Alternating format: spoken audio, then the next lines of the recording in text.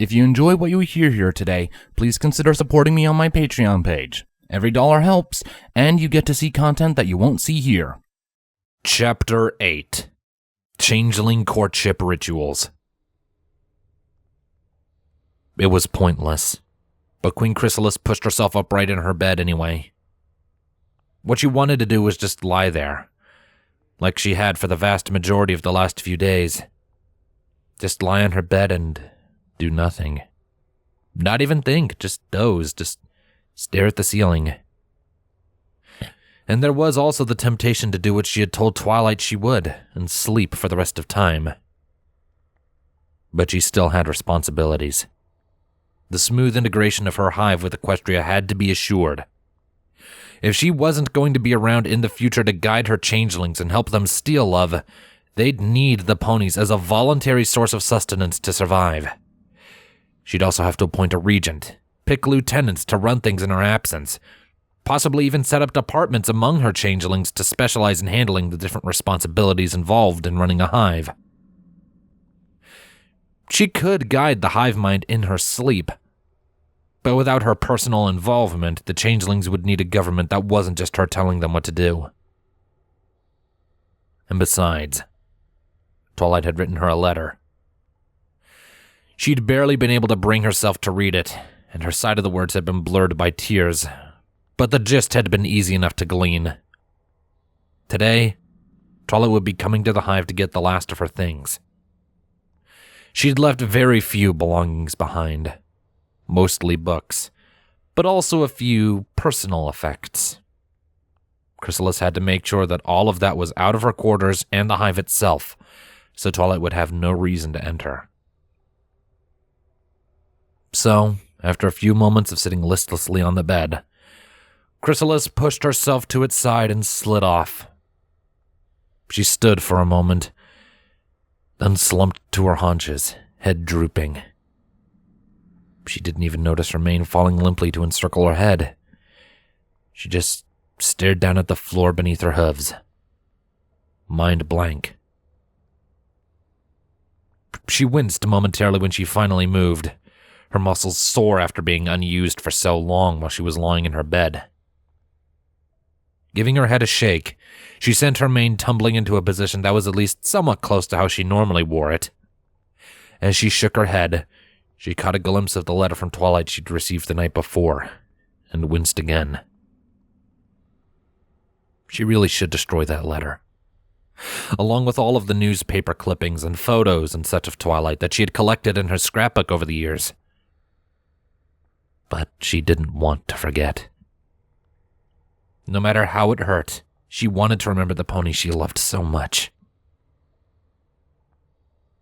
Turning away from the nightstand, Chrysalis looked for her breakfast, and her eyes narrowed menacingly when she noted the absence of a tray with her meal on it.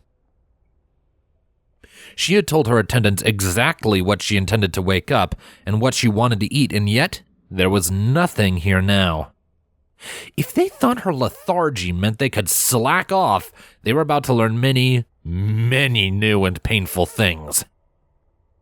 Striding to the entrance to her quarters, she swept the curtain aside, and her eyes widened as she found her attendants and guards nowhere to be seen. One corner of her mouth curled up as she let out a low hiss. Now, for the first time in days, she felt something. Oh, she felt something indeed. A pool of anger bubbling up inside of her like lava, pushing aside her earlier apathy. How dare her changelings abandon their posts? Dimly, she felt gratitude towards them for at least partially breaking through her despondence, but mostly what she felt was an all-consuming rage.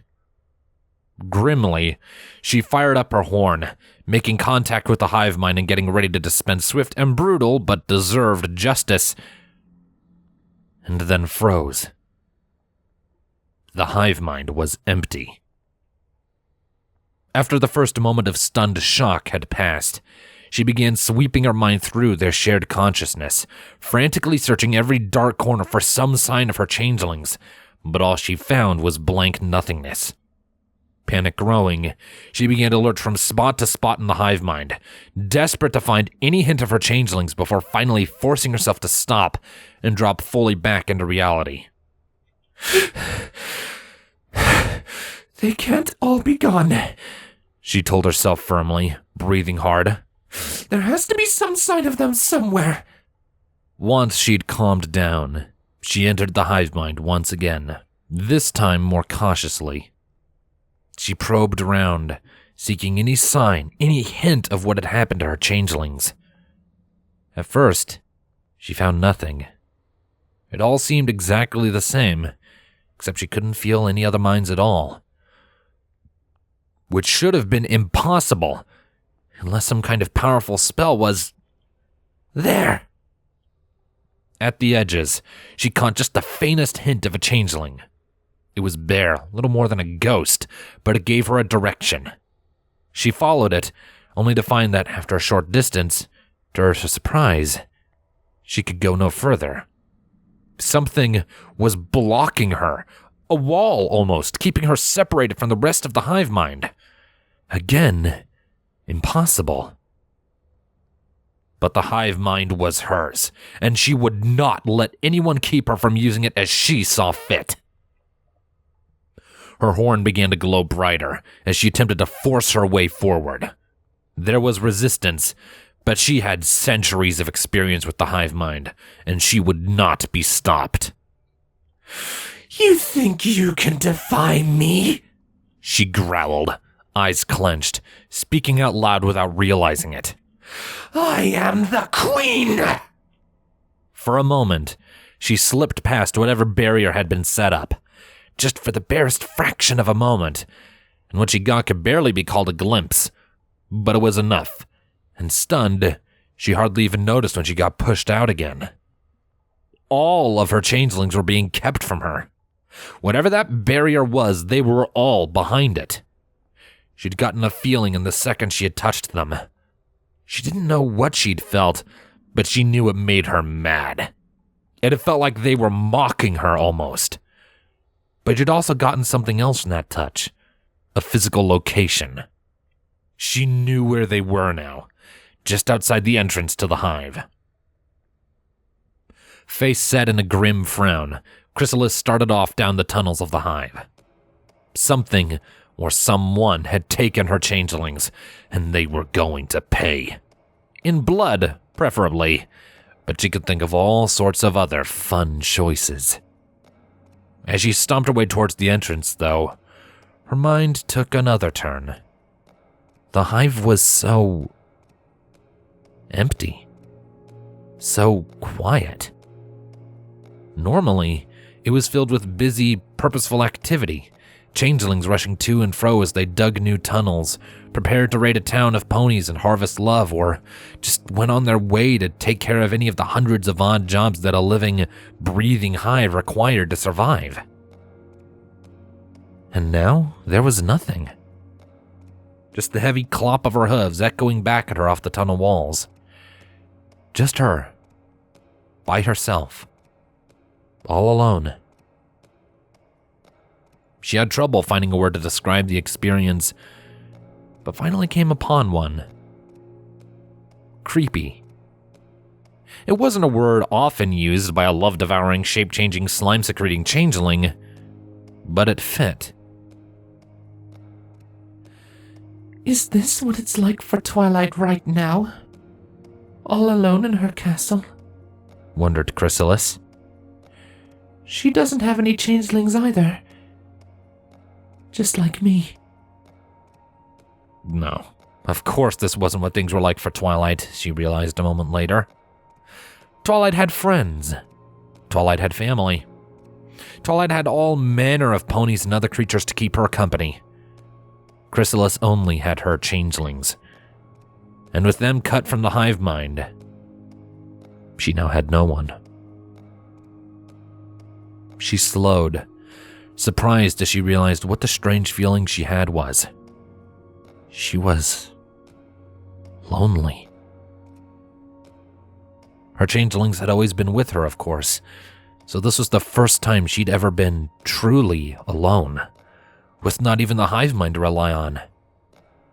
But even then, after everything she'd experienced with Twilight, at some point she'd come to feel lonely and hadn't even realized it until now. Even the hive mind hadn't been enough to fill that gap. It wasn't exactly like talking to herself, but like a shadow, an echo of her own thoughts. Her changelings had their own wills and thoughts, yes, but those thoughts naturally tended to line up with her own. She'd never known until recently what it was like to interact with ponies in ways that didn't involve deceiving them and controlling their minds. And now, strangely, she missed the experience. Rainbow Dash, Applejack, Pinkie Pie, Fluttershy, Rarity, Spike, Princess Luna, especially Princess Luna, for some reason she couldn't quite put a hoof on. She missed them all.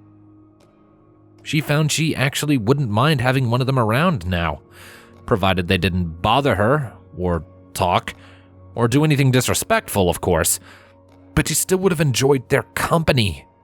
She would have even accepted Starlight Glimmer, that dead pony who was living in Twilight's castle and was trying to steal her away. Her gait, already slow, came to a halt as a series of thoughts suddenly raced through her head. Did she want friends? No, of course not. Of course not! She didn't have friends. She thought Twilight would change things, but she'd been wrong about that. Sadly so, and it simply reinforced the point that a queen did not have friends. Although, princesses did, and they seemed just as respected as queens. Feared even, though maybe not as openly as Chrysalis herself was. If they could have friends and still maintain their dignity and their control over Equestria, was there any reason she couldn't? Was she really so different?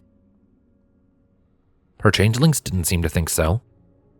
With a sort of vague disapproval, she'd watched their first tentative steps towards fitting in among the ponies. No matter her feelings for Twilight, she couldn't see the ponies as anything more than a food source. But the other changelings had taken to them like ants to ice cream, to use a fitting but rather unflattering comparison. Unnervingly, she'd noticed feelings in the hive mind starting to form towards the princesses. Her changelings respected Celestia and Luna in a way they previously had only Chrysalis. The ponies had told tales of the princesses to her changelings, and as those tales spread through the hive mind, the changelings' respect for them only grew. Somehow, their brand of leadership, of kindness and understanding had won them the same deference from the ponies that Chrysalis got from her changelings through unwavering discipline and occasionally fear. And perhaps most disturbing of all, some changelings had questioned her. Normally, such an unprecedented act would bring swift retribution, but they'd simply asked her to be nicer, to find compromises to problems that could make everyone happy, to be friendly. She'd been so confused by these requests that she'd simply denied them in a huff, and the displeasure that radiated through the hive mind as she'd done so had quickly discouraged any other changelings from doing the same. Doubt had still gnawed at her, though. All she needed to do was look at Equestria to see at how things could be. It was a large nation, a powerful nation, full of happy citizens, and Celestia and Luna had done all of that peacefully. They'd fought only in self-defense, instead relying on harmony and understanding to build their kingdom. She had indulged Twilight during all the times the pony had spoken of the power of friendship, listening patiently despite her own lack of faith in such a thing, or at least that it was as strong as Twilight claimed. But now, as she reflected upon her own loneliness, was friendship actually magic? If so, perhaps there was another way to rule. If the princesses could do it, then maybe she could do the same. The shape of a new world formed inside her mind, one where changelings were friendly, spreading out across Equestria, earning their love rather than stealing it. They might not know much about friendship right now, but they could learn. Next to communication, knowing things is what the hive mind was best at. And that aside, the hive mind already had a multitude of skills, gathered throughout the generations. There was so much in Equestria they could help with, so much they could fix, so many ponies they could make happy. And Chrysalis herself. Maybe she really could learn what it took to be a friend to other ponies. Ponies who weren't just Twilight. She could become a beacon of friendship, leading her changelings and spreading its magic across the land. She could be a gracious queen, beloved by ponies and changelings alike, and maybe, just maybe, Twilight would see that and realize that Chrysalis had changed. Maybe it would open her heart up, the way it could have been, the way it should have been from the start, if only Chrysalis hadn't misunderstood things so terribly. I might be hoping for too much, but regardless, she could build a new world. She could ensure her people not only survived, but prospered. She could make the changelings and herself as loved in Equestria as the princesses themselves. Maybe she could even be nice. Thoughts bouncing around in her head, visions of a world of harmony and friendship led by changelings dancing before her mind's eye. Chrysalis resumed walking, unconsciously following the path she had been on before her revelation. She threaded her way through the tunnels with familiar ease, not even having to watch where she was going as she ruminated on her revelation. Then she rounded the final bend and exited the hive. Seeing what was waiting for her, she snapped back to reality and stood frozen in place, eyes wide. She had built this hive in the Macintosh Hills, down in southern Equestria. The reasoning had been simple. Placing the hive in already existing caves was easier than burrowing it out themselves, and the Macintosh Hills were riddled with tunnels. And, as a bonus, the hills gave her a spectacular view of much of Equestria, including Twilight's current home of Ponyville. Aside from her beloved's castle, it was still a beautiful sight. The hillside her hive was built on sloping gently downwards, eventually becoming lost in trees and the wide plains of Equestria beyond that. Right now, her entire hillside spread out below her seemed to be covered with changelings. Her changelings, she realized with a shock, despite the fact that they all seemed to be glowing with a magenta aura. None of them were moving. They stood stock still, faces expressionless as they stared up at her. After the moment of shock had passed, she lit up her horn again, forcing her way into the portion of the hive mind the changelings were sharing. She was pushed out again, but now that she was physically near them, she'd been able to penetrate much further past that barrier. She hadn't been able to pick up any thoughts, but their emotions had come through clearly. Strangely, there'd been no malice. In fact, it had felt just like the normal hive mind, full of love and devotion for her. The only thing different had been a sense of anticipation, a gleeful laughter that she had earlier mistaken for mockery. It is some kind of spell, she thought disbelievingly. But why would someone want to block me out of my own hive mind? And who would have enough raw magical power to... I see you made it at last, said a haughty voice from above, and Chrysalis jerked her head upwards. Twilight sparkle floated in the air, wings flapping gently to hold her aloft. Her mouth curled up in what could have been a smile, but the set of her eyes and the arch of her eyebrows turned her expression into a disdainful sneer, and her horn glowed, channeling a spell. The same spell, it was suddenly obvious, that was cutting Chrysalis off from the hive mind. What? You're... Chrysalis tried to speak, but she found that she couldn't quite process what she was seeing enough to form a coherent question about it. I can't begin to tell you how happy it makes me that you've decided to agree to my little proposal, continued Twilight, with a chuckle that sent a shiver through Chrysalis's carapace. The hive mind. My changelings. Chrysalis finally managed to get out, focusing on what had brought her out here in the first place. Why are you doing this? Yes, you and your little changelings. Twilight peered down at the mass of changelings gathered below her, eyes narrowed in malevolent glee. I had to do something about them before we got to the fun part. I don't want them interfering this time after all. She held a wickedly happy glare on the queen, who simply stared back in befuddlement until the bit dropped. Chrysalis's mouth fell open, her pupil shrinking, and she staggered to the side as she remembered where she'd heard those words before. She'd been the one to say them, after all. She shook her head, unable to believe what was happening. But then she looked up to meet Twilight's eyes, and she saw it. The pony's eyes were still narrowed. There was still a sneer on her face. But deep in her eyes, just barely visible, possibly only leaking out because it was Chrysalis she was looking at, there was a faint twinkle, a sparkle.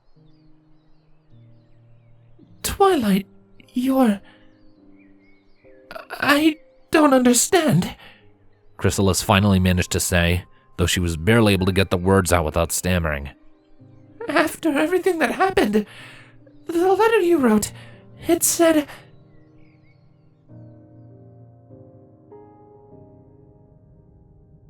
Twilight slowly approached her desk. The paper sat on it, waiting. Sitting down in her chair, she began to leaf through the stack of forms. They all seemed fairly standard. Initial here, sign this, put a date here, and that pony you're married to will be out of your life forever. There was a familiar pang of sadness at that thought. But thinking of Chrysalis at all now brought that feeling. Other than that, she didn't feel anything out of the ordinary. So she began to fill out the paperwork. Initial here, sign this, put a date here. She worked slowly, methodically. She didn't want to mess this up, didn't want to draw things out. Finish it all here, end it cleanly, just like Chrysalis wanted. There wasn't much Twilight could do for her anymore, but she could do this right. It would be her last gift to the queen. That's why she held the quill in her hoof, rather than simply using her magic. This was personal. Finally, Twilight came to the last page. There was one final signature, this one confirming that all the above signatures were correct, and that this truly was what the pony signing wanted. It was the last key that, when turned, would lock all of the chains in place. Signing this would remove Chrysalis from her life forever. Twilight thought all of this, staring at that empty line, waiting for her signature, and felt nothing different. Nothing that she hadn't felt before. So, with a steady hoof, she signed her name. Then she sat back, staring at her signature, the quill still in her hoof. That was it. Chrysalis was gone now, for good. It was all there, on official palace documents and signed by her, a princess. Now bound by the iron hand of law, she would never, ever, ever see Queen Chrysalis again. The words saying so were right there in front of her, in cold, black ink. Harsh reality of what that really meant was laying on her desk. And that realization began to beat inside her head to the pulse of her heart. Her hoof started to tremble. Good night, Twilight. Twilight let out a sigh as Chrysalis climbed into bed with her. No matter where she lay, Chrysalis's bulk always pushed the mattress down and caused Twilight to roll back against her. And Chrysalis always took that opportunity to wrap her legs around Twilight and give her a squeeze, nuzzling her face into Twilight's mane. So, as always, Twilight had to rearrange their limbs, freeing her forelegs so they weren't trapped tightly against her barrel. That tended to leave her forelegs draped over Chrysalis's in a rather friendly and almost intimate manner, as though they were holding hooves as they slept. But somehow she didn't care anymore. The last 3 days? 4? Had it really only been that few? Had been equal parts terrifying and confusing. Her confidence that Chrysalis had been engaged in some long-term plan to trick her had started to waver. At the same time, she couldn't believe that Chrysalis loved her, well and truly loved her. She was still waiting for the other horseshoe to drop. And yet, somehow, sleeping like this had become normal. Almost comfortable in a way. It hadn't even been a full week yet, but she still had trouble picturing herself not sleeping with Chrysalis wrapped around her. Good night, Chrysalis, she said hesitantly. As always, that made the changeling happy, and she nestled her head more firmly down onto Twilight's, humming a few notes as she did so. They both drifted off to sleep quickly, but Twilight still heard Chrysalis's sleepy murmur just before falling asleep. I love you.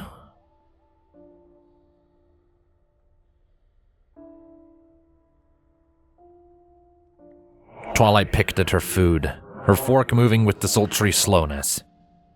She'd been in Chrysalis's hive for over a week now, and the conclusion was impossible to ignore. Chrysalis did love her. Now she was trapped in an impossible conundrum.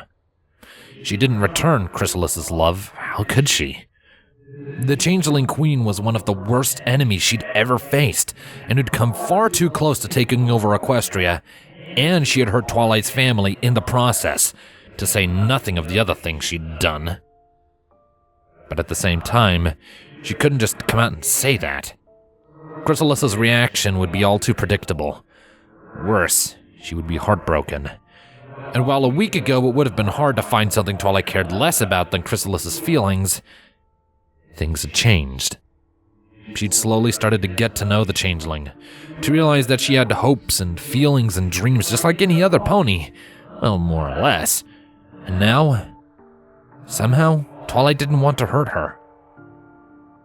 A sound caught her attention, and she turned to see Chrysalis letting out a feral snarl right in her face, which would have been terrifying, except Chrysalis had stuck 2 carrots onto her upper fangs, which turned the growl of a monster into something utterly and completely ridiculous. Twilight couldn't help it. Her hoof went to her mouth as she giggled, giving her first real, honest smile since finding out she'd married Chrysalis. That's bear. Chrysalis's tongue snaked out, pulling the carrots into her mouth and crunching them up. You look so pretty when you're smiling. Her guard already lowered by the unexpected silliness Chrysalis had just displayed, Twilight suddenly found herself blushing at the compliment. That immediately sobered her up. She couldn't possibly find anything to like about Chrysalis, could she? She looked up to find Chrysalis gazing at her. I love you, Twilight.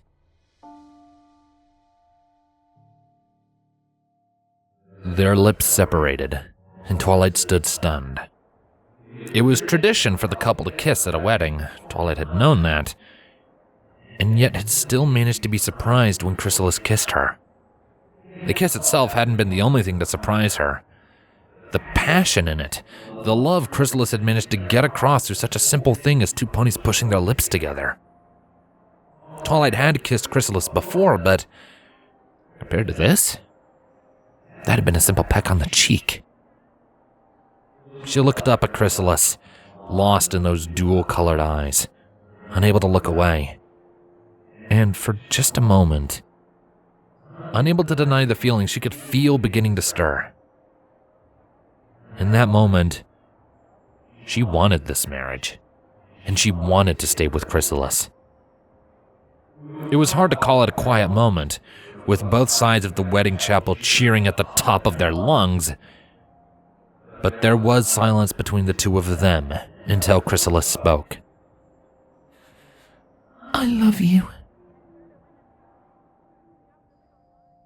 What happened yesterday? I never meant for it to be like that. Twilight looked up, surprised as Chrysalis spoke into the silence of the Canterlot library. The way I left you, I mean. That just wasn't... She trailed off, and Twilight tried not to smile. Chrysalis was clearly attempting to apologize for leaving her during their first date, and was clearly unable to bring herself to actually say she was sorry for something. Twilight considered the changeling for a moment. She was still mad that Chrysalis had walked out on their date, but this? Recreating the date her mother had taken her father on, a date that also happened to be Twilight's exact idea of a perfect date, well, that was special. As far as Twilight was concerned, that earned a lot of forgiveness. It's okay. I understand. She pulled Chrysalis close, giving her a quick hug. The changeling blinked at her in surprise, then smiled. I love you. They stood on the steps of Twilight's castle, under the glow of the moon, their lips pressed together. They separated, and Twilight, face flushed, smiled up at Chrysalis. Good night, Twilight, said Chrysalis. Good night, Chrysalis. Twilight replied, pushing open the door to her castle. I love you, Twilight. They walked home slowly. It was raining, but they were together, so it was fine. Twilight looked over as Chrysalis nudged her with a shoulder, then smiled down at her. I love you. I love you, Twilight. I love you.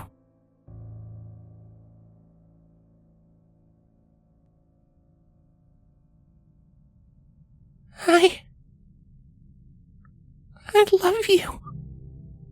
Twilight sat bent over her desk, tears running freely from her eyes. Those tears had done a good job obliterating her signature on the divorce form, and her quill had finished things off as it was shook about by her hoof until the ink it leaked had turned the entire bottom quarter of the page into a big blot. Now, she swept the papers aside, scattering them across the room, and collapsed, sobbing, onto her desk. If this was love, no wonder she'd had so much trouble admitting it to herself. Her heart ached and soared at the same time. She missed Chrysalis like a part of her own body, and just knowing she'd signed that stupid divorce form made her want to tear down buildings and raise kingdoms to see that changeling just one more time. She loved Chrysalis. Absolutely. And with all her heart. She loved everything about her. The brush of her mane against her chitin, the green of her eyes glinting with mischievousness or promising death to a pony who'd upset her, her arrogance and refusal to admit she was wrong even when she knew she was. Every single thing about Chrysalis was just perfect. Sure, Chrysalis had a streak of megalomania in her, but that didn't even need to be changed, just redirected. With all that energy put towards making Equestria a better place, rather than simply trying to take control of it, there was no telling what they could accomplish. And all her past sins could be forgiven as well. After all, who hadn't tried to use magic to force a bunch of ponies to do what they wanted? At this point, the list was getting pretty short. In the end, it didn't matter to Twilight what Chrysalis had done in the past. All that mattered was the present, and what Chrysalis would do in the future. And as far as she was concerned, the two things on those lists were love Twilight and be loved by Twilight. Sniffing, she pushed herself back upright, rubbing at her still wet eyes. Her gaze happened to fall upon the paper she'd thrown about the room. and in a fit of anger, she gathered them all up and shoved them into a trash can. Then, for good measure, lit it on fire. It was what Chrysalis would have done, after all. She might have told a minor untruth to Rainbow Dash when she'd said they couldn't just destroy the papers. It was still a felony, and that was true. But she was a princess, and the odds that anyone would care she destroyed official palace documents was minuscule. Besides, even if someone had a problem with what she'd done and actually wanted to press charges, let them try. They'd have to get through her wife first. Assuming, of course, that Chrysalis still wanted to be her wife. Twilight had finally managed to find her love for the Queen, but Chrysalis didn't know that. And judging by her final words before departing the restaurant, she might not believe it. Simply pleading with her for another chance, for an opportunity to prove her love, wouldn't work. Chrysalis' decision had been too final, her mind too made up. It would take something extraordinary to get her attention, let alone convince her to give Twilight a chance to explain. Twilight frowned in thought. Could Rarity help her? Celestia knew the fashion pony was invested enough in this relationship as it was. She'd kill to be the one to help Twilight put together some romantic spectacle to wing back Chrysalis' love, and it would go a long way towards getting Rarity to forgive Twilight for their disagreements over the past few months. Then again, Pinkie Pie could help too. If she wanted something big and eye-catching, Pinkie was definitely the way to go. It would be hard for Chrysalis to ignore a cake baked in the shape of her hive, and to scale, for instance. Plus, Pinkie's ability to go wherever she wanted to would help when it came to deliver Chrysalis an invitation. But Cadence was the Princess of Love, and if anyone would know what to do, it would be her. Maybe now that a few days had passed and Shining had had a chance to talk to her, she'd be able to bring herself to help with Chrysalis. That would also be a good step towards patching up their relationship. Or maybe Luna, as Chrysalis' friend. Twilight's thoughts paused. She was going about this the wrong way, wasn't she? She was sitting here, trying to come up with a way to win back the love of a pony, going about it like a pony princess. When what she should be doing was thinking like a changeling queen. With a wicked smile on her face, she ripped some parchment off of a nearby shelf, picked up her quill and fresh pot of ink, and, after a few false starts, penned a letter. My darling Queen Chrysalis, we've had many disagreements and misunderstandings over the years we've known each other, and I'm afraid our last conversation falls squarely into that category. Well, you made some good points, and were clear when you said you wished never to contact me again. I'm afraid I must take issue with your declaration. Accordingly, I shall be by tomorrow morning to take possession of everything in your hive that belongs to me. Every single thing, with no exceptions made for anyone or anything, including you. Counting the minutes till I see you again, Princess Twilight Sparkle.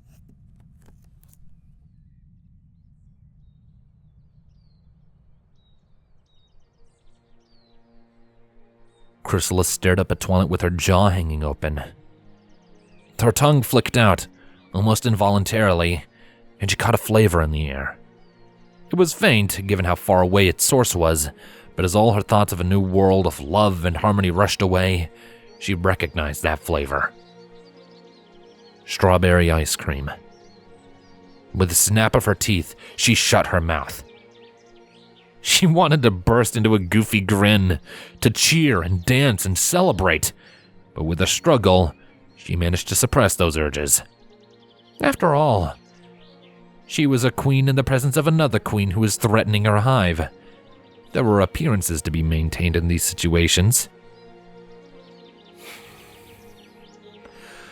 Twilight Sparkle, she growled through clenched teeth, as her wings buzzed and lifted her up until she was face to face with the pony. I don't know what you're planning or what your scheme is here, but I'm not going to let you get away with it. They smiled grimly at each other, their expressions mocking. But their eyes met, And for just a moment, their faces softened, and they shared the smiles of two ponies in love. Then, at the same second, they both swept forward, power crackling along their horns. They crashed together, their hooves flailing as each grappled for an advantage. And then their magic clashed, and the towering flare of power it threw up lit the surrounding countryside green and magenta for miles in every direction.